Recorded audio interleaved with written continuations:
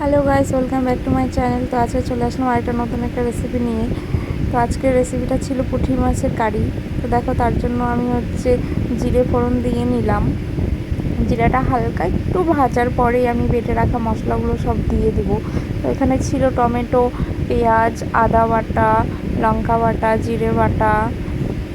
তারপর এটাকে একটু ভালো করে নাড়াচাড়া করে এটার মধ্যে লবণ আর হলুদ দিয়ে দেবো। তোমরা তোমাদের পরিমাণ মতন লবণটা দিয়ে নেবে। লবণ হলুদটা তারপর আমি একটু ভালো করে মিক্সড করে নিচ্ছিলাম। তারপর এখানে চিংড়ি মাছ ভাজা ছিল, কয়েকটা চিংড়ি মাছ আমি খেয়েও নিলাম। আমার খুব ভালো লাগে চিংড়ি মাছ খেতে। তো এটাকে আমি আবার নাড়াচাড়া করছিলাম যাতে নিচে না লেগে যায়। যার নিচে লেগে গেলে তার ভালো লাগবে না, পোড়া পোড়া গন্ধ আসবে।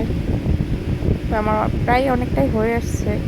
আসলে তো আজকে আমাদের এখানকার ওয়েদারটা খুব ভালো ছিল। তো তোমাদেরকেও একটু দেখাই ওয়েদারটা। না বৃষ্টি ছিল না রোদ ছিল, হালকা একটু মেঘ মেঘ ছিল, ভালো লাগছিল দেখতে। তো দেখো, আমাদের গাছের আমগুলো এত বড় বড় হয়েছে আমগুলো, আর সব এই গাছের আমগুলো সব পড়ে পড়ে যাচ্ছে। প্রত্যেকদিন সকালে উঠে দেখি 2-3টা করে আম পড়ে থাকে। আজকেও 2টা আম পড়েছে। দেখো কত বড়, ফোনে অতটা বোঝা যাচ্ছে না ক্যামেরাতে যে কতটা বড় হতে পারে আমগুলো। তো এই যে আরেকটা গাছে আম হয়েছে, অনেক 3টে গাছ আছে আম গাছে, অনেক আম হয়েছে।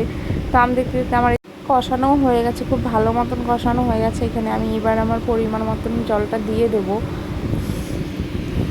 তো জলটা দেওয়ার পর একটু ভালো করে নাড়াচাড়া করে যেন মশলাটা জলের সাথে ভালো মতন মিশে যায়, তার জন্য একটু খুব ভালো করে নাড়াচাড়া করে নেব। তারপরে একটু জলটা ভালো মতন ফোটার পর মাছগুলো দিয়ে দেবো। আমি কিন্তু বিয়ের আগে কোনোদিনও পুঁটি মাছ খাইওনি, পুঁটি মাছ কোনোদিন রান্না করিনি। এটা আমার শ্বশুরবাড়িতে এসে আমার ফার্স্ট টাইম পুঁটি মাছ রান্না করা। তো আজকে আমি ফার্স্ট টাইম পুঁটি মাছটা ট্রাইও করবো। কোনোদিনও খাইনি, জানি না এটার টেস্ট কেমন হয়।